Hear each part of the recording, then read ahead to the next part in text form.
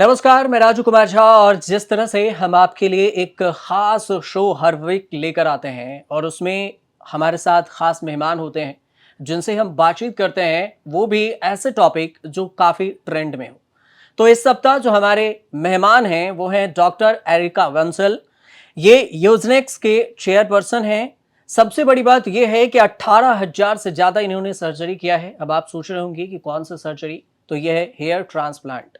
सबसे बड़ी समस्या अभी युवाओं में भी और इस जनरेशन में जो देखने को मिल रहा है वो है बालों को लेकर। और ये भी वाजिब बात है कि अगर बाल ही नहीं तो फिर स्टाइल कैसे होगा।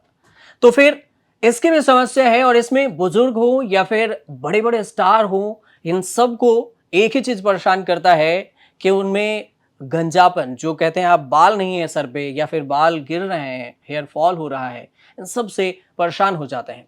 तो इसको लेकर हमने एक खास मेहमान को बुलाया, डॉक्टर एरिका बंसल को, ताकि आपसे रूबरू हो और आप समझ सकें।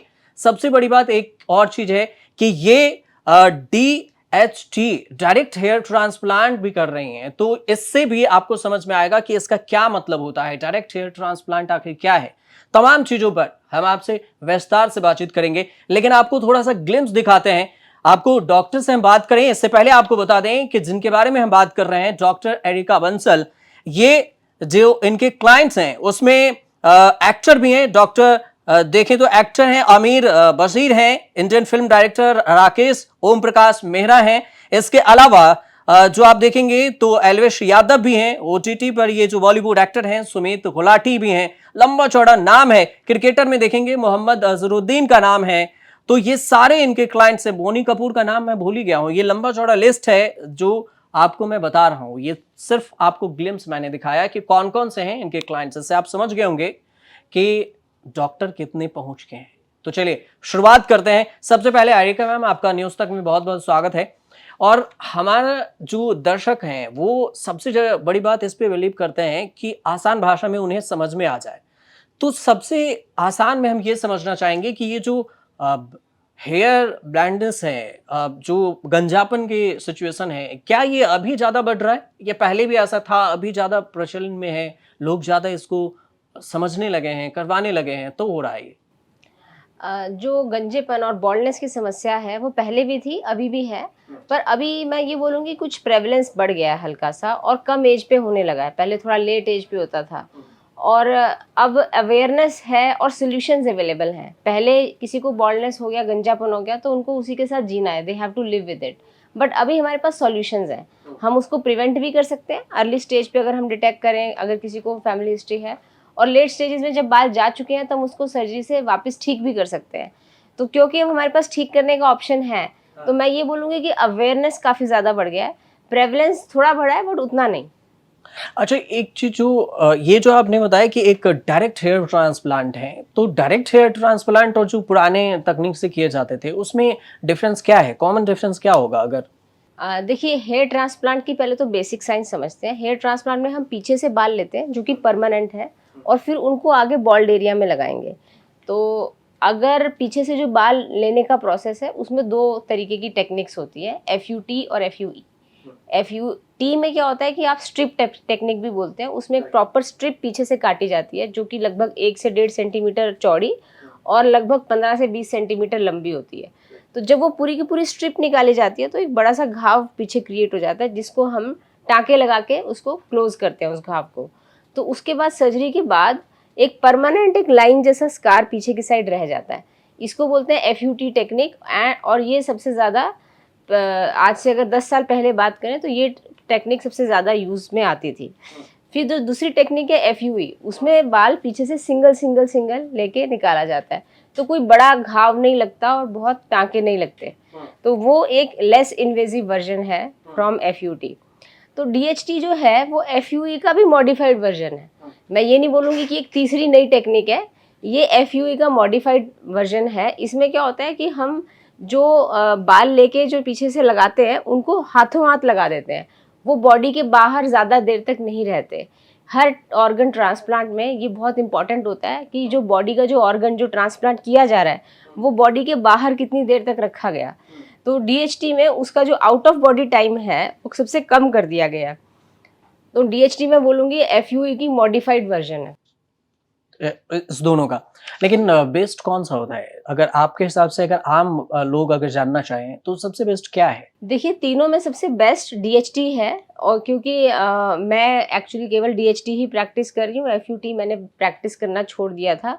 उसमें क्योंकि टाँके ज़्यादा लगते हैं, उसमें जो डाउन टाइम है सर्जरी के बाद थोड़ी देर दर्द ज़्यादा दिन रहता है और एक परमानेंट लाइन जैसा स्कार बन जाता है। तो ये 2 डिसएडवांटेजेस हैं एफयूटी के, पर अगर उसको भी ढंग से किया जाए रिज़ल्ट्स उसमें भी काफ़ी अच्छे हैं।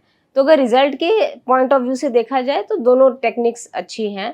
पर अगर हम देखें कि रिकवरी, फास्ट रिकवरी और क्या बोलते हैं परमानेंट कोई स्कार नहीं रहेगा जो कि पूरा अच्छे से दिखे लाइन जैसा, तो उसके लिए एफयूवी प्रेफरेबल है। तो अगर मैं इसको समराइज़ करूँ तो डीएचटी तीनों में मेरे हिसाब से सबसे बेस्ट टेक्निक है। अच्छा मैं इस पे विस्तार से बात करूँगा लेकिन पहले ये सोच रहा हूँ कि जैसे हमने दर्शकों को बताया कि आप स्टार सब के भी हेयर ट्रांसप्लांट किए हैं, उसमें भी बोनी कपूर, एल्विश भी हैं, एल्विश यादव, तो क्रिकेटर्स भी हैं। तो इन सब का क्या मतलब जब आता है तो क्या ये पहले ऐसा कहते हैं कि नहीं-नहीं मुझे ब लुकिंग थोड़ा अच्छा करना है या फिर कोई समस्या होती है या फिर मतलब मेन क्या कॉज़ होता है कि ये स्टार भी बोलते हैं कि नहीं मुझे बाल चाहिए, उसमें भी इस उम्र में जिस उम्र में आराम करने की नौबत आती है? मतलब उम्र की कोई लिहाज़ है कि कम हो या ज़्यादा हो?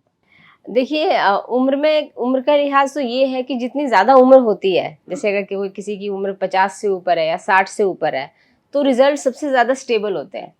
तो स्टेबल मतलब वो फिर परमानेंट रहेंगे, अच्छे रिजल्ट्स आएँगे। अगर बहुत यंग एज में ट्रांसप्लांट किया जाए, मान लीजिए 18-19 साल की उम्र में किया जाए, तो वो ट्रांसप्लांट थोड़े सालों के बाद 5-6 साल के बाद हल्के होने शुरू हो जाते हैं। तो अगर हम परमानेंसी ऑफ रिजल्ट्स यानी वो रिजल्ट्स कितने स्थायी रहे, उसमें एज का बहुत बड़ा कंट्रीब्यूटिंग फैक्टर है। तो हर जो आपने जिनके नाम लिए, हर केस में एक अलग सिनेरियो है। जैसे बोनी कपूर जी, वो पूरी तरह अपनी लुक्स में कॉन्फिडेंट थे। उनको कोई इच्छा नहीं थी करवाने की, पर उनको दोस्तों के द्वारा हमारे बारे में पता चला, तो उनका जो पीछे का डोनर क्वालिटी बहुत अच्छी थी। तो ऐसा नहीं होता कि हर बॉल्ड पर्सन का पीछे का डोनर अच्छा हो। तो क्योंकि उनकी डोनर क्वालिटी अच्छी थी, हमने उनको कन्विंस किया कि आपके बहुत अच्छे बाल आएँगे, और उनके आए भी, वो फुल्ली बॉल्ड थे और उनके एक भी बाल नहीं था फ्रंट, मिड और क्राउन में, और हमने तीनों एरियाज़ को अच्छे से कवर कर पाए। और अगर आप बोलें कि एज एक नेगेटिव फैक्टर था, तो वैसा नहीं है। वो मेडिकली अगर देखा जाए तो age was a positive factor, क्योंकि अब वो बाल परमानेंटली रहेंगे। अब आ जाते हैं एल्विश यादव जी के केस पे। तो एल्विश यादव जी को कोई बॉल्डनेस की समस्या नहीं थी। उनका क्या हुआ था कि हेयरलाइन थोड़ा रिसीड हो गया था। अब देखिए वो यंग एज पे इतना ज़्यादा स्क्रीन पे रहते हैं, इतना ज़्यादा मीडिया में रहते हैं, तो वो हल्का-सा उनको एहसास था। हालाँकि जो भी उनको देखते थे किसी को पता ही नहीं चलता था कि उनको बॉल्डनेस है। तो इसीलिए उन्होंने जो अभी रिसेंटली रिसीड हुई थी हेयरलाइन, उसको थोड़ा नीचे लाए, और नीचे लाने में हमने विशेष ध्यान रखा कि वो पूरी तरह नेचुरल दिखे, घने दिखे वो बाल, और जो ट्रांसप्लांटेड बाल है और प्री एक्जिस्टिंग बाल हैं वो अच्छे से मर्ज कर जाएँ। तो उस चीज़ का हमने विशेष ध्यान रखा। तो नहीं ये इसलिए पूछा कि अगर मान के चलिए हम जैसे यूथ को अगर करवाना हो सपोज़ कि अभी आप खुद से एग्ज़ाम्पल लीजिए कि चलिए हमारा नहीं है अभी लेकिन इन फ्यूचर अगर करवाने की नौबत आए, तो हम जितने ज़्यादा एज में होंगे उतना अच्छा होगा या कम एज में करवाते तो अच्छा होगा? ये जो स्वेलिंग की जो प्रोसेस है, ये स्वेलिंग भी जो आते हैं इसमें अगर मैं सही हूँ तो क्या ये स्वेलिंग ज़्यादा एज में हम कराएँगे तो नहीं आएगी? देखिए, जो सर्जरी के बाद जो स्वेलिंग आती है, वो बहुत रेयर फिनोमेना हो चुका है। हमारे किसी भी पेशेंट को अब स्वेलिंग की समस्या नहीं आती है। अगर उसको सर्जरी को हम ठीक से करें और पोस्ट सर्जरी केयर अच्छे से करें, तो स्वेलिंग के चांसेस कैन बी मेड 0%। मैंने आपको ये बताया था कि ज़्यादा एज में करवाने का फ़ायदा ये है कि वो बाल परमानेंट रहेंगे, यानी जो रिजल्ट्स हैं वो स्थायी रहेंगे, ठीक है? वो एक एडवांस्ड एज में करवाने का फ़ायदा है। बट यंग एज में करवाना भी इसलिए ज़रूरी हो जाता है, मान लीजिए किसी को यंग एज पे ही फ्रंट की हेयरलाइन पूरी चली गई, उनकी लुक पूरी तरह बदल गई है। मान लीजिए फ्रंट से नहीं गए पर पीछे यहाँ क्राउन में एक पूरा बॉल्ड पैच बन गया है। तो अगर कोई पर्टिकुलर एरिया ऑफ स्कैल्प इतना खाली हो चुका है कि वहाँ पे बाल नहीं दिख रहे हैं और स्किन दिख रही है, और वो आपके सेल्फ कॉन्फिडेंस को अफेक्ट कर रहा है, तो आपकी एज चाहे कुछ भी हो, आपको हेयर ट्रांसप्लांट सर्जरी करा लेनी चाहिए। बिकॉज़ ये बहुत ही एक सक्सेसफुल सर्जरी है, और इसके जो रिजल्ट्स हैं वो आप बहुत लॉन्ग टर्म तक एंजॉय कर सकते हैं। जैसे बाकी इतनी सारी कॉस्मेटिक सर्जरीज होती हैं आजकल लोग करवाते हैं, most of them are short lived, यानी 2-3 साल के बाद वो फिर उनके रिजल्ट्स चले जाते हैं। जैसे आजकल लोग फैट लॉस वगैरह सर्जरी कराते हैं, तो वो फिर खाने पीना गड़बड़ जाता है, तो वो उनका फैट गेन फिर से हो जाता है। बट हेयर ट्रांसप्लांट एक ऐसी सर्जरी है जिसके रिजल्ट्स बहुत लंबे समय तक हम इंजॉय कर सकते हैं, वन टाइम सर्जरी है वो। तो अगर मैं यही बोलूँगी टू समराइज़, अगर किसी का कोई पर्टिकुलर एरिया ऑफ स्कैल्प इतना खाली हो गया है कि वो दिख रहा है, चाहे फ्रंट से दिखे चाहे बैक साइड से दिखे, और उस वजह से उनका सेल्फ कॉन्फिडेंस अफेक्ट हो रहा है, उनकी परफॉर्मेंस अफेक्ट हो रही है, उनका सोशल लाइफ अफेक्ट हो रही है, तो ऐसे में उनको सर्जरी करा लेनी चाहिए, किसी भी एज पर वो हों तो। नहीं, जैसे आपने बोला एक फ्रंट और एक बैक, कुछ लोग तो ऐसे भी होते हैं जो बीच से होते हैं, तो बीच में भी तो उनके बाल नहीं होते, उनका क्या है? हाँ, देखिए बॉल्ड एरिया को हम 3 जगह से डिवाइड करेंगे, फ्रंट, मिड और क्राउन। तो ज़्यादातर बॉल्डनेस फ्रंट से शुरू होती है, ठीक है? कि बाल हेयर लाइन ऊपर जानी शुरू हो गई, माथा चौड़ा होता गया। उस केस में तो डेफ़िनेटली ट्रांसप्लांट करवाना ही चाहिए। किसी-किसी को क्राउन यानी ये बैक साइड एरिया में, यहाँ पे बाल जाने शुरू होते हैं, तो वो काफ़ी कुछ लोगों को बॉदर ही नहीं करता कि हमको तो दिखता नहीं है, पर कई लोगों को काफ़ी बॉदर करता है, पार्टी वगैरह में जाते हैं, सोशल इवेंट्स में जाते हैं। तो ये 2 टाइप है। एक तीसरा टाइप होता है जो ऑल 3 एरियाज़ को एक साथ अफेक्ट करता है। और अगर किसी को बाय चांस सिर्फ मिड में ही अफेक्ट किया है और वो मिड वाला एरिया नहीं दिख रहा है, फ्रंट और क्राउन के अच्छे बाल आ गए, तो उनको ज़रूरत नहीं है सर्जरी कराने की। बट अगर वो मिड एरिया बहुत ज़्यादा खाली हो गया और वो दिखना शुरू हो गया है, सिंपल सा एक थंब रूल है, जब आपका बॉल्ड एरिया दिख रहा है सामने वाले को, आपको सेल्फ कॉन्शियस बना रहा है, तब आपको सर्जरी करा लेनी चाहिए।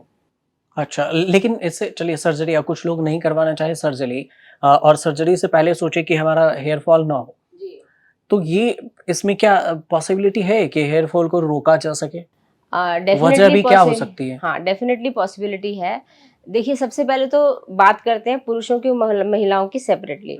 पुरुषों में जो गंजापन और बॉल्डनेस की समस्या है वो इनहेरिटेड होती है, यानी कि अगर उनके फादर को, ग्रैंडफादर को बॉल्डनेस है तो उनको भी होगी, या फिर कभी कभार मामा और नाना को अगर बॉल्डनेस है तो उनको होने के चांसेस बहुत ज़्यादा होते हैं। तो ये हो गया आपका पुरुषों में।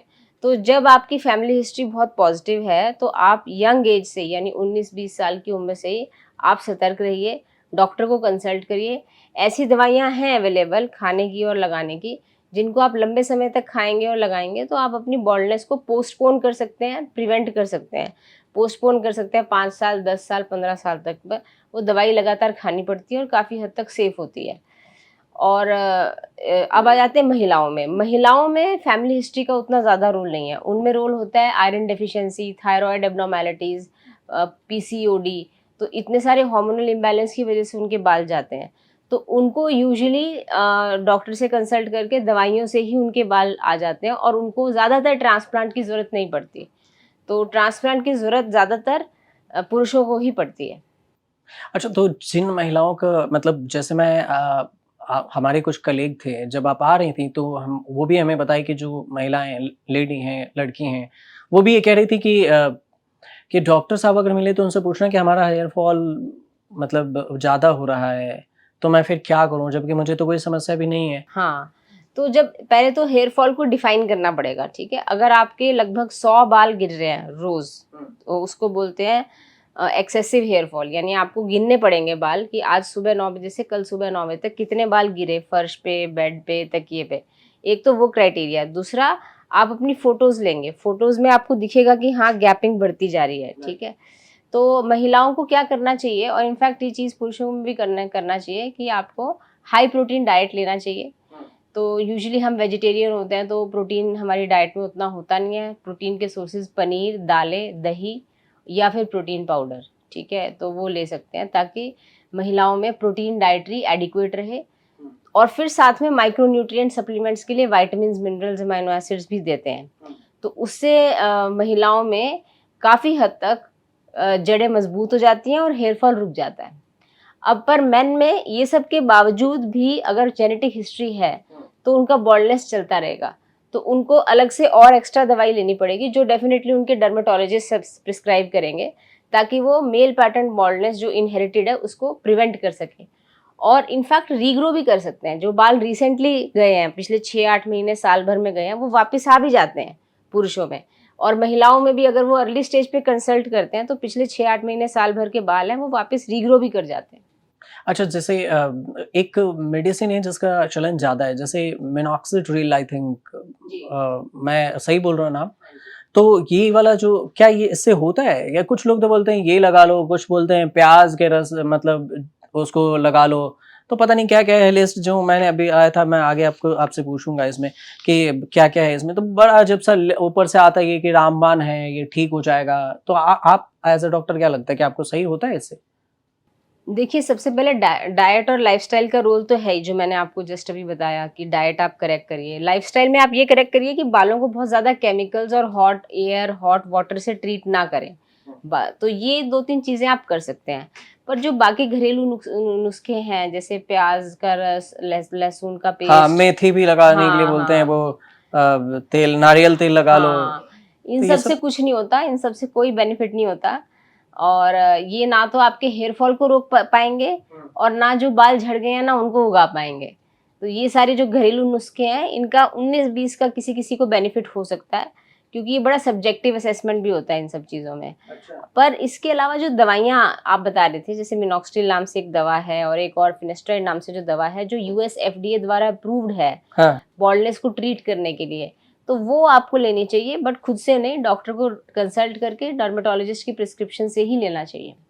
तब काम आएगा। अच्छा, इसके साथ-साथ मुझे एक चीज़ और बताइए कि जैसे आम लोग जो सोचते हैं कि हमें शैम्पू से बाल को धोएँ या फिर साबुन से धोएँ या फिर हम क्या करें?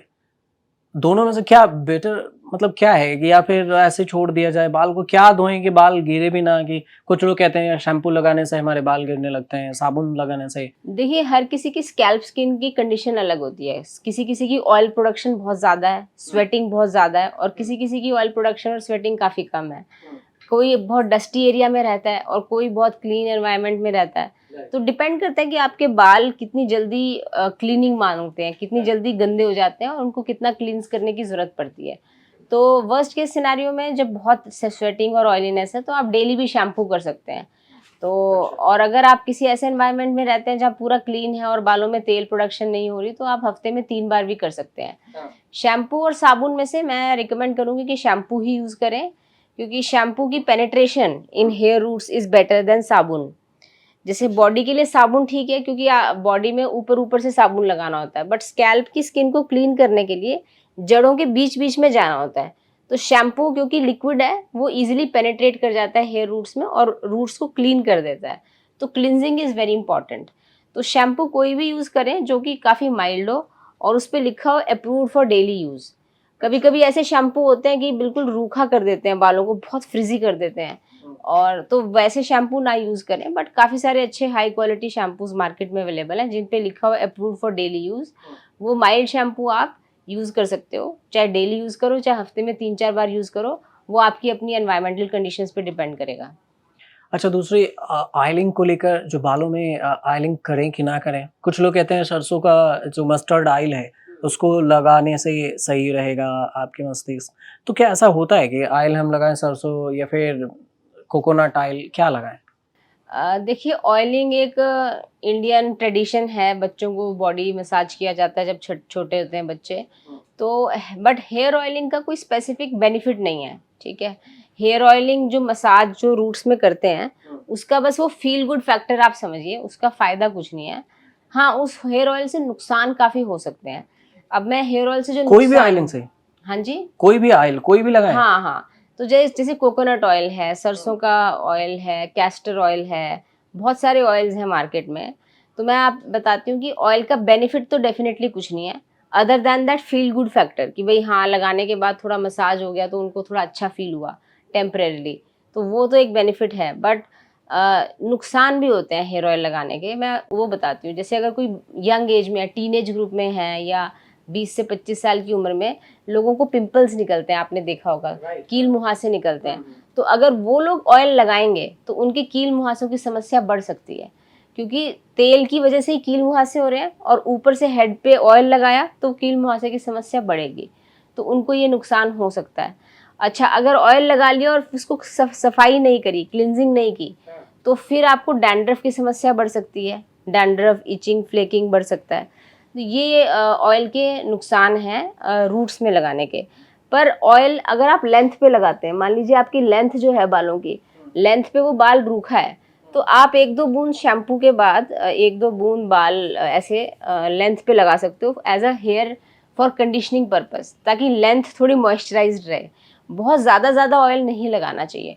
हाँ, पर अगर जैसे किसी को मन है फील गुड फैक्टर के लिए उनको लगाना है, हेड मसाज कराना है, तो एक रात पहले या शैम्पू से 1 घंटा पहले वो लगा लें तो चलेगा।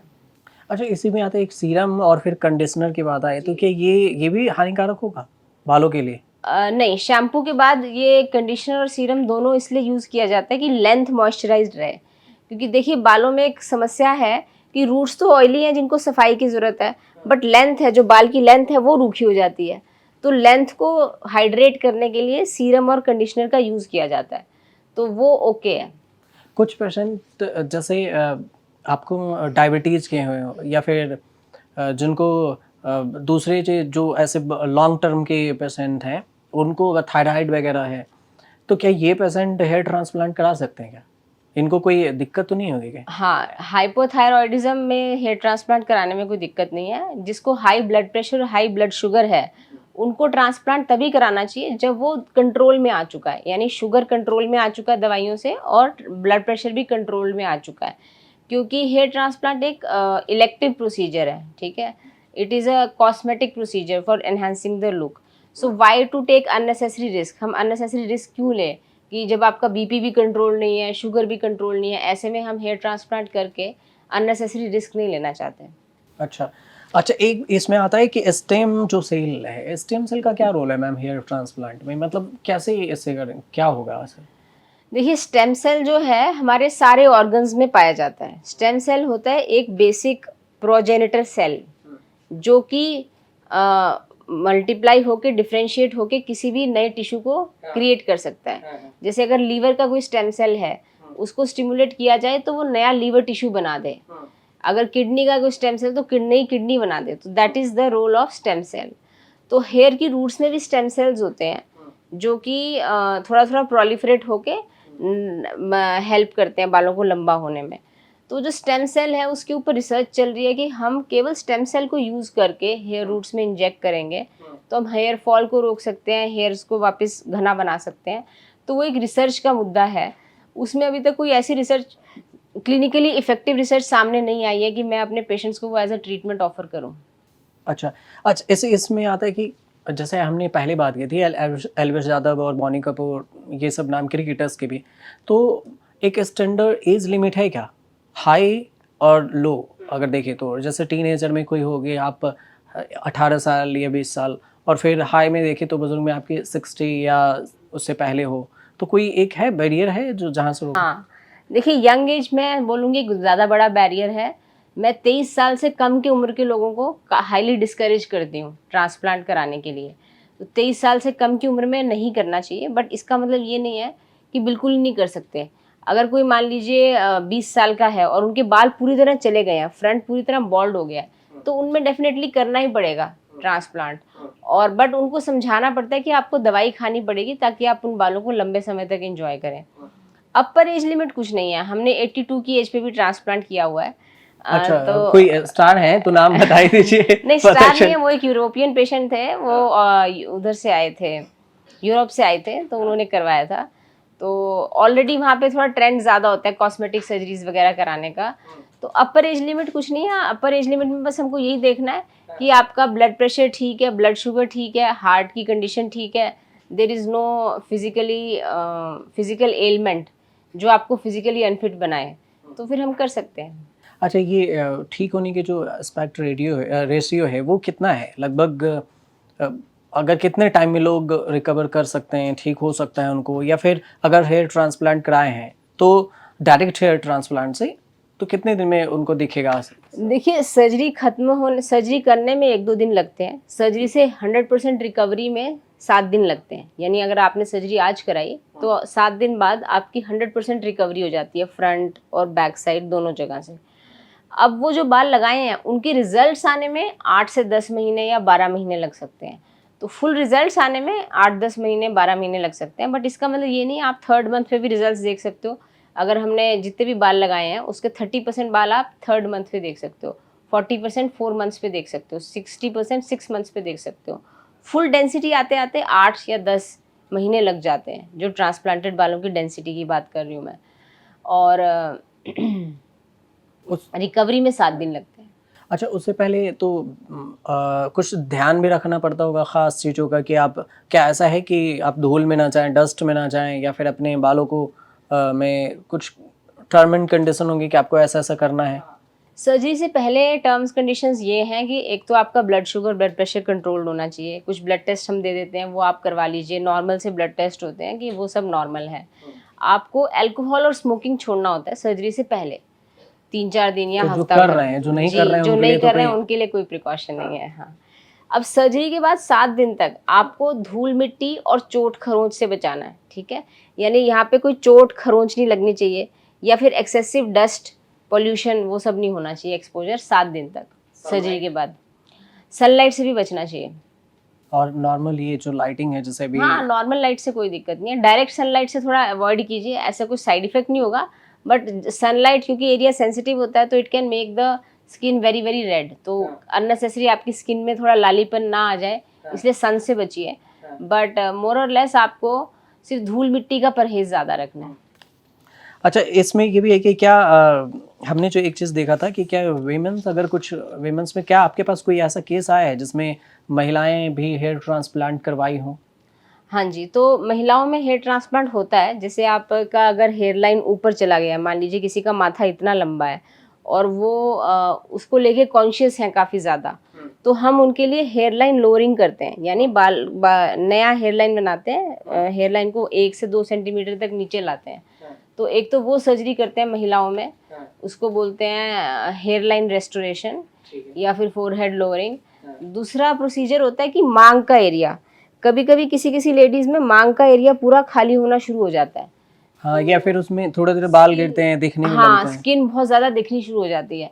तो उस केस में भी हम हेयर ट्रांसप्लांट कर सकते हैं। दोनों सिचुएशंस में हम कर सकते हैं। अच्छा, उन उसको अगर हम रोकना चाहें, तो एज़ अ डॉक्टर आप उन महिलाओं को क्या सजेस्ट करेंगे? क्योंकि कुछ तो ऐसे भी हैं जो हमारे दर्शक के अभी उनके पास नहीं है क्षमता कि हम हेयर ट्रांसप्लांट नहीं करा सकते हैं। तो उनके लिए क्या सजेस्ट होगा कि आप रिकवर हो सके? लॉन्ग टर्म ही, लेकिन रिकवर हो जाए, थोड़ा टाइम लगे? तो महिलाओं में सबसे पहले तो उनको अपना पूरा ब्लड टेस्ट करा के चेकअप कराना चाहिए कि उनको कोई थायराइड एब्नॉर्मेलिटी तो नहीं है, उनको कुछ हार्मोनल इम्बैलेंस तो नहीं है कि उनको पीसीओडी का समस्या हो, और उनको आयरन डेफिशिएंसी की समस्या तो नहीं है, calcium vitamin D deficiency, B12 deficiency की समस्या तो नहीं है। तो उनको अपना पूरा ब्लड टेस्ट एनालिसिस करवाना चाहिए। और उसके बाद अगर मान लीजिए कोई भी हार्मोनल एब्नॉर्मेलिटी डिटेक्ट होती है तो उसको उसके हिसाब से ट्रीट किया जाए। इसके अलावा खान-पान में महिलाओं को विशेष ध्यान रखना चाहिए कि उनको 1 ग्राम पर केजी बॉडी वेट के हिसाब से प्रोटीन खाना है। तो अगर मान लीजिए किसी महिला का वज़न है 55 किलो, तो उनको 55 ग्राम प्रोटीन रोज़ खाना है। तो 55 ग्राम प्रोटीन की मैं आपको कैलकुलेशन बता देती हूँ, जो कि यूजुअली आप कैलकुलेशन को देखोगे तो आपको लगेगा कि ज़्यादातर महिलाएँ उसको रीच ही नहीं कर रही हैं डाइटरी लेवल पे। तो अगर कोई 150 ग्राम पनीर खा रहा है डेली, तो 150 ग्राम पनीर में 27 ग्राम प्रोटीन हुआ। तो 55 में से 27 चले गए तो आपके और लगभग 25 के करीब बच गए शायद। तो बाकी उसके लिए वो एग खा सकते हैं। अगर एग नहीं खाते हैं तो फिर वो दालें, स्प्राउट्स, सोयाबीन वो सब खा सकते हैं।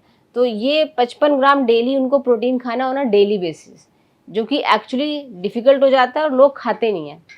लोग सोचते हैं कि हम पोहा खा रहे हैं, हम ये खा रहे फास्ट हैं। फूड में नूडल्स हाँ। वगैरह या फिर पिज़्ज़ा, बर्गर। जी, जी, जी। तो उन सब में प्रोटीन की मात्रा नेग्लिजिबल होती है। तो ये सब चीज़ें अवॉइड करके प्रोटीन पे अगर महिलाएँ फ़ोकस करें, तो उसी से उनको बाल्डनेस की समस्या, हेयर फॉल की समस्या ठीक हो जाएगी और जो बाल रिसेंटली झड़े हैं, वो उग भी जाएँगे। अच्छा, जो अभी की यूथ की अगर मैं बात करूँ, जो कुछ लोग ज़्यादा इंटरेस्टेड हैं पिज़्ज़ा, बर्गर एंड आउटडोर जो फास्ट फूड है वो सब खाने में, तो क्या इनको ऐसा है कि आने वाले टाइम में इनको कोई साइड इफ़ेक्ट होगा? देखिए, पिज़्ज़ा, बर्गर में ना कैलोरीज़ बहुत ज़्यादा होती हैं, वो काफ़ी हेवी या गरिष्ठ फूड आइटम्स हैं।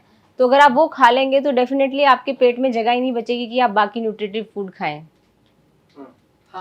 तो इसलिए आपके पेट में जगह ही नहीं बचेगी, तो डेफ़िनेटली वो उनकी जो डाइट है will become highly protein deficient. तो उस वजह से उनको हेयर फॉल हो सकता है। अच्छा। और जैसे कुछ बच्चों में भी देखने को मिला है, जैसे बाल सफ़ेद होने लगते हैं, तो ये भी क्या ये सब जेनेटिक है या फिर खान पान की समस्या हो सकती है? हाँ, ये जो बाल छोटे बच्चों के बाल सफ़ेद होने की समस्या है, इसको केनाइटिस भी बोलते हैं और ये जेनेटिक भी हो सकती है, बट आजकल जो देखा जा रहा है वो ज़्यादातर खान-पान की समस्या की वजह से है, क्योंकि हमारे दूध, पनीर, दही में काफ़ी मिलावट आने लगी है। तो उतना जो हमको कैल्शियम चाहिए, हाई क्वालिटी कैल्शियम और प्रोटीन, वो मिल नहीं पा रहा है। वो एक कारण हो सकता है कि यंग बच्चों के बाल भी सफ़ेद हो रहे हैं।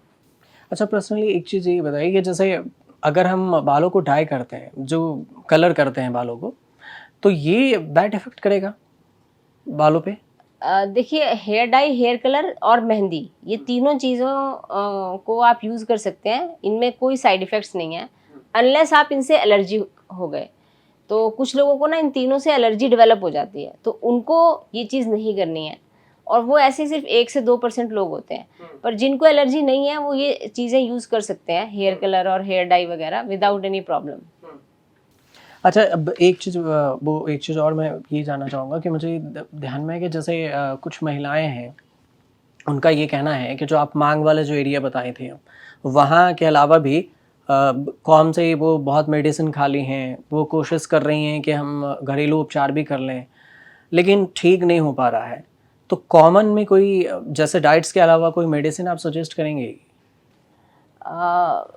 फीमेल्स में एक दवाई हम देते हैं, एल्डेक्टॉन के नाम से आती है वो। आपका जो है एंड्रोजन एक्सेसिव प्रोडक्शन को वो न्यूट्रलाइज करती है, तो वो एक दवाई हम देते हैं। बाकी कुछ हेयर स्पेसिफिक मल्टीविटामिन नाम की दवाइयाँ हैं, वो भी हम देते हैं। और तीसरा, हम उनको कुछ लोशन आते हैं, peptide serum, peptide based lotions आते हैं जो हम हेयर रूट्स में लगाने के लिए देते हैं।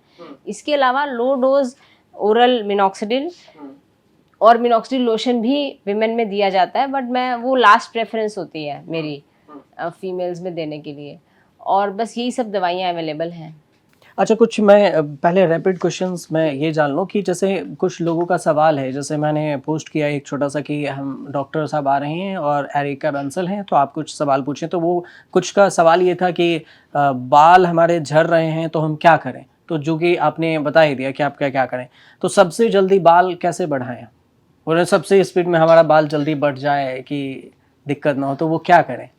देखिए, बाल तो अपनी स्पीड से ही बढ़ेगा, है ना? बट अगर हाँ, आपका डाइटरी प्रोटीन अच्छा है और स्लीप, आप नींद पूरी ठीक से लेते हैं, टाइम पे सोते हैं, टाइम पे उठते हैं और आपकी स्लीप ड्यूरेशन सही है, ये 2 फैक्टर्स का बहुत इंपॉर्टेंट रोल है बालों के लंबा होने में। एक महिलाएं वो कह रही कि अगर हम बालों को टाइट करके बांध के अगर हम सो जाते हैं, तो क्या इससे भी हमारा टूटने या हेयर फॉल की समस्या बढ़ेगी? हाँ, हाँ, बालों को टाइट करके बाँधना एक बहुत बड़ी प्रॉब्लम हो सकती है, बालों को झड़ने में रिस्पॉन्सिबल हो सकती है वो। क्योंकि जब बालों को हम टाइट बाँधते हैं तो रूट पे हमेशा खिंचाव पड़ता है। वो कॉन्टिन्यूअस खिंचाव की वजह से रूट कमज़ोर हो जाती है। तो मैंने कई महिलाओं को देखा है जो बाल बहुत टाइट बाँधती हैं, तो उनकी ये जो बाल उड़ जाते हैं, परमानेंट उड़ जाते हैं। तो बालों को बिल्कुल भी टाइट से नहीं बाँधना चाहिए। तो क्या ऐसे पुरुष में भी होता होगा कि जो वो हेयर बैंड लगाते हैं ऊपर करने के लिए? हेयर तो बैंड से देखिए बाल टाइट नहीं हो रहे। अगर आप बहुत टाइट करके बाँध रहे हैं ना बालों को, तब वो हो सकता है। पुरुषों में भी हो सकता है। अच्छा, हो सकता है ये तो। अच्छा, दूसरा जो सवाल था वो ये कह रहे हैं कि बालों का झड़ना रोकें और बालों को लंबा और काला घना करने के लिए हम डेली प्याज का मतलब हम लगाते हैं, प्याज के रस लगा रहे हैं, मेथी दाना लगा रहे हैं, एलोवेरा लगा रहे हैं, फिर भी हमारा जो है ना आंवला, नारियल तेल, उन्होंने पूरे अपने घरेलू नुस्खे बता दिए कि ये सब लगा रहे हैं, बट हमें कुछ ज़्यादा साइड इफेक्ट मतलब इसका असर नहीं दिख रहा है। हाँ, इससे होगा भी नहीं असर, क्योंकि ये बाहर की लगाने वाली चीज़ें हैं। मैंने आपको पहले भी बताया था, जो बालों की जड़ों पे नहीं काम कर पाएँगी, ये एक्सटर्नल चीज़ें हैं। एलोवेरा आपकी बालों को कंडीशनिंग का इफ़ेक्ट दे देगा, बट रूट पे काम नहीं करेगा। आपको अगर बाल की रूट को स्ट्रॉन्ग करना है, तो आपको अपने खान-पान के थ्रू स्ट्रॉन्ग करना होगा। अच्छा, ये उसके बाद ये जो पूछ रहे हैं कि बालों में तेल लगाने से क्या असर होगा? तो देखिए, बालों में तेल लगाने से अगर आपके बाल रूखे हैं लेंथ में, तो वो थोड़े सॉफ्ट हो जाएँगे, कंडीशनिंग का इफ़ेक्ट देगा वो। और रूट्स में आप लगाएँ, बट उसको शैम्पू से 1 डेढ़ घंटा पहले या 1 रात पहले। अब ये हैं कह रहे हैं कि हम आपके मैम फ़ैन हैं, बहुत बड़े, हम वीडियो देखते हैं, लेकिन पतले बालों को घना कैसे बनाएँगे? घरेलू उपाय बताइए। देखिए, पतले बाल तो वैसे ही रहेंगे, वो जो आपका नेचुरल हेयर कैलिबर है वो वैसा ही रहेगा। अगर किसी के पतले हैं तो वो पतले ही रहेंगे, बाल अगर किसी का मोटा है, कर्ली है, तो वो वैसा ही रहेगा। तो मैं यही बोलूँगी कि आप कोशिश कीजिए कि बालों में घनेपन मेंटेन करने के लिए आप अपने डॉक्टर से मिलिए, एक प्रॉपर अच्छा डाइट प्लान फॉलो कीजिए, एक अच्छा लाइफस्टाइल फॉलो कीजिए और बालों में बहुत एक्सपेरिमेंटेशन मत कीजिए। जैसे अननेसेसरी लोग स्ट्रीक्स करा लेते हैं, बालों को रिबॉन्डिंग कराते हैं स्ट्रेट कराने के लिए, और कई लोग बिल्कुल बालों को पर्म करा लेते हैं कर्ली कराने के लिए। तो वो सारे एक्सेसिव ट्रीटमेंट्स को अवॉइड करिए। अच्छा, अब आते हैं कि कुल मिलाकर हमारे जो दर्शक हैं उनके सवाल तो हमने ले लिए, लेकिन अब पर्सनल सवाल पे चलते हैं मैम कि आपने 18,000 सर्जरी की हैं हेयर ट्रांसप्लांट की, तो इसमें जो डायरेक्ट हेयर ट्रांसप्लांट है तो इसमें क्या कैसे प्रोसेस वो हम करते होंगे? जैसे मेरे अंदर भी एक्साइटमेंट है कि यार ये कैसे होगा, जैसे आपने कट करके बताया और वो किया, तो कोई ऐसा पेशेंट आपकी नज़र में कभी आया इतने में से जिनका साइड इफ़ेक्ट कुछ ज़्यादा हो गया हो या फिर कम हो और आपने उसको कंट्रोल किया हो, तो कैसे किया हो? देखिए सर्जरी का कोई साइड इफेक्ट नहीं होता है, surgery is very very safe. जो वर्स्ट केस सिनेरियो, सबसे बुरा क्या हो सकता है सर्जरी के बाद? नंबर वन की जो सर्जरी करा ली पर बाल ही नहीं उगे, ठीक है, दैट इज़ वन हाँ, प्रॉब्लम। राइट। तो that is called failure of hair transplant. वो होता है कि सर्जरी के वक्त अगर रूट डैमेज हो गए किसी कारण से, उस वजह से होता है। सेकंड जो मैंने कॉम्प्लिकेशन देखी है कि बाल उग तो गए पर वो नेचुरल नहीं दिख रहे हैं, वो ऐसे लग रहा है कि आर्टिफिशियल बाल हैं, वो लगाए हुए बाल हैं। कोई भी बता पा रहा है कि ये ट्रांसप्लांटेड बाल है, नेचुरल बाल नहीं है। वो एक सेकंड प्रॉब्लम है जो मैंने देखी है। तो दोनों का सोल्यूशन है bye surgical technique and surgical expertise. दोनों टेक्निक्स अगर हम पे ध्यान दें कि आर्टिस्ट्री होती है हेयर लाइन को बनाना, अगर हमारी आर्टिस्ट्री पे हम ध्यान दें और मेक श्योर करें कि रूट्स डैमेज नहीं हो रही है किसी भी स्टेप पे, तो वो बाल डेफिनेटली ग्रो करेगा ही करेगा। अच्छा, उसमें कोई समस्याएँ नहीं आएगी? वो उसमें चलेगा। अच्छा, दूसरा ये बताइए मुझे कि इतने जो आपने सेलिब्रिटी जो हमने बताया शुरू में भी, उसमें से बोनी कपूर हो या फिर अनीस बाज़मी हैं, मोहम्मद शमी हैं, रवि शास्त्री हैं या फिर अज़रुद्दीन हैं, ये फ़ॉरेन के भी कुछ नाम हैं। लेकिन अब मैं ये जानना चाह रहा हूँ कि इन सारे नामों में से कौन ऐसे हैं जो आए हों आपके पास ज़्यादा घबराए होंगे कि यार पता नहीं, मुझे डर भी लग रहा है, मेरे बाल होंगे कि नहीं होंगे, उसके बाद मैं कैसा दिखूँगा, क्या होगा? ऐसा कोई आए इनमें से स्टार्स में से जो? देखिए जितने भी आपने नाम लिए उनकी हमारे पास एक फॉर्मल परमिशन है जिस वजह से हम उनका नाम ले पा रहे हैं। ऐसे भी कुछ लोग हैं जिनका जो फेमस हैं बट हम उनका नाम नहीं ले नाम नहीं पाएंगे। है, राइट। तो डेफिनेटली हर किसी को डर तो लगता ही है सर्जरी कराने से पहले। लोगों को लगता है कि मेरी लुक को क्या हो जाएगा, ऐसा तो नहीं है कि उनका सबका एक ही डर होता है कि ऐसा नहीं हो कि हम एक वर्स्ट कंडीशन में चले जाएं, हम एक ऐसी सिचुएशन में चले जाएं कि अभी तो जैसा है तो और वर्स्ट दिख रहा है। तो उसको उनके उस डर को मिटाने के लिए हमको उनको काउंसलिंग करनी पड़ती है, हमको उनको सर्जरी के प्रॉस एंड कॉन्स बताने पड़ते हैं, हमको ये बताना पड़ता है कि आप क्या एक्सपेक्ट करें और आपको क्या एक्सपेक्टेशन नहीं रखनी चाहिए। तो ऐसे भी हमारे पास कुछ पेशेंट्स आए हैं जो सर्जरी कराने के लिए बहुत इच्छुक थे और बॉल्डनेस भी काफ़ी ज़्यादा थी उनकी, बट डोनर उतना अच्छा नहीं था। तो हमको देखना पड़ता है कि डोनर भी अच्छा होना चाहिए। किसी किसी के पीछे के बाल भी उड़ चुके होते हैं और पतले हो चुके होते हैं, तो उनके लिए ट्रांसप्लांट एक अच्छा सॉल्यूशन नहीं है। उनके लिए हम सजेस्ट करते हैं कि वो विग या पैच को एक्सप्लोर करें। दूसरे के बाल नहीं लगा सकते क्या? जी नहीं, दूसरे के जैसे बाल नहीं लगा किडनी सकते। ट्रांसप्लांट होता हो, हाँ हाँ हाँ, तो ऐसे वो नहीं इसलिए होता? नहीं लगा सकते क्योंकि बॉडी एक फॉरेन टिश्यू को रिजेक्ट कर देगी। अच्छा, ऐसा अगर पीछे वाला हिस्सा के अलावे अगर हम कहीं से लेना चाहें, जैसे चेस्ट से लेना चाहें, तो क्या ये बाल उल्टा हो जाएगा उसमें? नहीं, चेस्ट का बाल सर्वाइव करेगा। Chest can be used for hair transplant, beard can also be used for hair transplant, but उनका जो टेक्सचर है वो थोड़ा डिफरेंट होता है स्कैल्प। बियर्ड का तो हार्ड होता है। हाँ, बियर्ड का हार्ड होता है और स्कैल्प का पतला होता है, तो वो हम यूज़ करते हैं बट वो टेक्सचर डिफरेंट थोड़ा सा दिखता है। अच्छा, वो दिखेगा कि आपको दोनों में डिफरेंस? हाँ, इसलिए बॉडी हेयर्स खासकर chest and beard are not very preferable. अच्छा, मैं लास्ट में ये कि जैसे आपने यूजनेक्स जो आपने बताया कि आपके उसके फाउंडर हैं आप, तो ये आइडिया कैसे आया? क्योंकि एक नाम भी एक मतलब मुझे यूनिक सा लगा और मैं इससे पहले भी मैं जानना चाहता कि ये क्या क्या है, इसका मतलब क्या है? कैसे, कहाँ से ये अचानक से आइडिया आया कि चलो हम इसी नाम से अपने कंपनी को बैठाते हैं और करते हैं? तो इसमें ऐसा हुआ था कि प्राइमरीली मैं एक डर्मेटोलॉजिस्ट हूँ और जो डॉक्टर प्रदीप हैं जो हमारे को फाउंडर हैं वो भी डर्मेटोलॉजिस्ट हैं। तो हमने पहले एक स्किन डॉक्टर की तरह प्रैक्टिस शुरू की थी और हमारे क्लिनिक का नाम तब नेशनल स्किन क्लिनिक होता था। तो नेशनल स्किन क्लिनिक हमने रखा, तो बाद में हमको पता चला कि इस नाम से और भी कई क्लिनिक्स हैं और नेशनल स्किन हॉस्पिटल एक सिंगापुर में ऑलरेडी खुला हुआ है। तो तब हम मोस्टली स्किन का काम करते थे और हेयर का थोड़ा थोड़ा करते थे। धीरे धीरे जब हमारा प्रैक्टिस बिल्डअप हुआ तो हेयर की जो डिमांड थोड़ी ज़्यादा थी उस समय, और मरीज़ बाहर से आने लगे, दूसरे शहरों से। कोई बैंगलोर से आ रहा है, कोई बहरीन से आ रहा है, कोई दुबई से आ रहा है, तो बाहर की कंट्री से भी लोग आने लगे। तो फिर जब वो वाला काम बढ़ने लगा और हमने स्किन से फोकस हटा के जब हमारा फोकस हेयर पे शिफ्ट हुआ, तो तब हम एक ऐसे नए नाम की खोज कर रहे थे जो ऑलरेडी किसी ने ना रखा हो। तो वो नाम सर्च करते करते हमको ये वर्ड आया कि यूजेनिक्स। तो यूजेनिक्स में क्या है कि आप जेनेटिक्स को मॉडिफाई कर सकते हो इन अ पॉजिटिव मैनर। तो उसी नाम से हमने, क्योंकि ये जेनेटिक बॉल्डनेस होती है, जो बॉल्डनेस है जेनेटिक है, तो उसको हम थोड़ा बेटर कर रहे हैं, तो इसलिए उसका ये नाम चुना हमने। अच्छा, ये अब काफ़ी मतलब लॉजिक लगाए होंगे आप रिसर्च करके कि ऐसा होना चाहिए, ये होना चाहिए, इसका मतलब ये हो, और मैच भी ना करें फिर कि, या फिर और भी या कोई कोई रीजन? बिल्कुल नया नाम हो जो ऑलरेडी अभी किसी ने ना रखा हो, तो उस नाम की सर्च में हमने तब ये 2014 में ये नाम चुना था। अच्छा, इसके अराउंड मैं लास्ट सवाल आपसे ये पूछूंगा कि ये जो फीस वगैरह होता है इसका, जो हम कितने खर्च में, अगर मिनिमम हमारा होता है, कोई मिनिमम है या फिर मैक्सिमम है, जितना मन उतना करा लो, क्या फीस कैसे तय होता है ये फी? देखिए, फी डिपेंड करता है कि आपके कितने एरिया ऑफ बॉल्डनेस है। जैसे अगर किसी का एरिया ऑफ बॉल्डनेस थोड़ा सा है तो उनका एक ही दिन में सर्जरी पूरा हो जाएगा, तो फी कम रहेगा।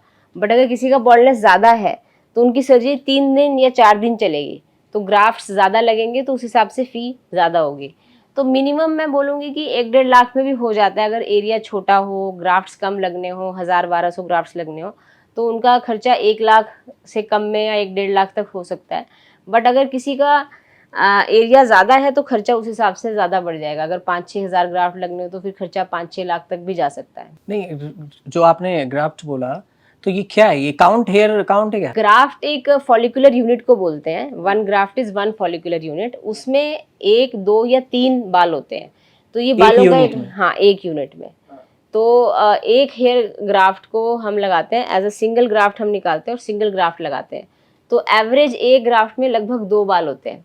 तो अगर हम किसी के लगभग 1000 ग्राफ्ट लगा रहे हैं तो that means we are doing 2000 hair for him. अच्छा, मतलब मैं दर्शकों को ऐसे बता दूं आपको, आई थिंक अगर मैं गलत नहीं हूं मैम, तो मुझे बताइएगा, जो हम धान की बुआई करते हैं उसमें जो 2-3 अगर हम लेते हैं, आपने अगर देखा हो तो जब धान की बुआई करते हैं तो 2-3 बीज लेते हैं और उसके बाद उसकी बुआई करते हैं, तो उसके साथ साथ जो शायद आप ग्राफ्ट उसी को कह रहे हो, अगर आसान भाषा में देखें तो उसमें 2-3 होंगे, 3 बाल हैं और उसको हम। हाँ, किसी फॉलिकुलर यूनिट में 3 हेयर रूट्स होते हैं, किसी हेयर फॉलिकल में 2 हेयर रूट्स होते हैं और किसी किसी में सिंगल होते हैं। तो हम अकॉर्डिंगली वो एक हमारा प्रोसेस होता है जिस हिसाब से हम उनको ग्राफ्ट्स निकालते हैं और फिर लगाते हैं, ताकि लुक नेचुरल आए और घनी भी आए। अच्छा, इस हिसाब से पेमेंट तय होगा? हाँ, नंबर ऑफ ग्राफ्ट्स के हिसाब से पेमेंट तय होता है। लेकिन अगर किसी का छोटा एरिया हो, जैसे थोड़ा मान लेते हैं कि इतना हो, ठीक है, या इतना हो, तो उसमें कितने लग जाएंगे रूट्स? देखिए, अगर इंच में अगर देखें तो 1 इंच 2 इंच ऐसा? हाँ, अगर हम किसी को 1 से 1.5 सेंटीमीटर हेयर लाइन पूरी नीचे ला अच्छा, रहे हाँ, हैं तो ठीक है। उसमें लगभग 1000 हेयर आ जाएंगे। 1000 हेयर अगर 1 सेंटीमीटर तक नीचे ला रहे हैं। बट मान लीजिए किसी के पीछे के बाल अच्छे, सिर्फ फ्रंट चला गया है, तो उनके 2.5 से 3000 ग्राफ्ट्स में काम हो जाएगा। चलिए, ये तो हमने आपसे पूरे विस्तार से इसमें बातचीत की है, और डर्मेटोलॉजिस्ट भी हैं आप, तो आपको मैं दोबारा कोशिश करूंगा कि फिर से आएँ आप, क्योंकि हमारे दर्शकों की डिमांड ये भी होती है कि हमारे स्किन में पिंपल्स आ रहे हैं, ये आ रहे हैं, वो आ रहे हैं, तो उस पर भी बात करें, बट इस पर भी विस्तार से बात होगी। अंतिम में कोई सजेशन ऐसा जो बालों को लेकर आप हमारे दर्शकों को देना चाहें? मैं बालों के लिए यही सजेशन करूंगी कि बालों को सबसे पहले तो एक्सेसिव स्टाइलिंग, हीट एक्सपोजर से बचाएं। अपने खान पान और नींद का ध्यान रखें। और अगर आपकी फैमिली हिस्ट्री है तो उसके बारे में सोच सोच के चिंता करना छोड़ें और जल्दी से जल्दी अपने डॉक्टर से मिलें। और अगर फैमिली हिस्ट्री नहीं है तो भी, तो फिर तो बिल्कुल चिंता की बात है ही नहीं। आप अपने हेयर लॉस को ट्रैक करते रहिए, यानी आज आपने अपने पिक्चर्स लेके रख ली, 6 महीने बाद रिपीट करी, तो उससे आपको पता चल जाएगा कि आपको बॉल्डनेस की समस्या पैदा होनी शुरुआत हो रही है, तो आप शुरुआती तौर पे उसको पकड़ सकते हैं। अच्छा, हीट से याद आया, जैसे महिलाएं कर्ली करती हैं बाल, हाँ, तो वो भी तो हीट ही करती हैं? हाँ, तो वो ही मैंने बताया था आपको, वो भी होगा? हाँ, उससे भी बाल ज़्यादा झड़ेंगे, तो वो दैट इज़ नॉट रिकमेंडेड। फिर तो जो ये महिलाएं और लड़कियां, वो तो कहेंगे यार हम फिर स्टाइल ना मारे, फिर तो आप तो बैन हाँ, कर देंगे। नहीं, हेयर स्टाइलिंग के लिए आप बाकी प्रोडक्ट्स यूज करें, जैसे हेयर सीरम यूज कर सकते हो आप, हेयर वो जेल यूज कर सकते हो कभी कभार, हेयर वैक्स यूज कर सकते हो, बट जो हीट से जो स्टाइलिंग की जाती है वो अवॉइड करनी चाहिए। सुनिए दर्शकों, आपको बता दिए डॉक्टर साहब, मैं नहीं कह रहा आपको।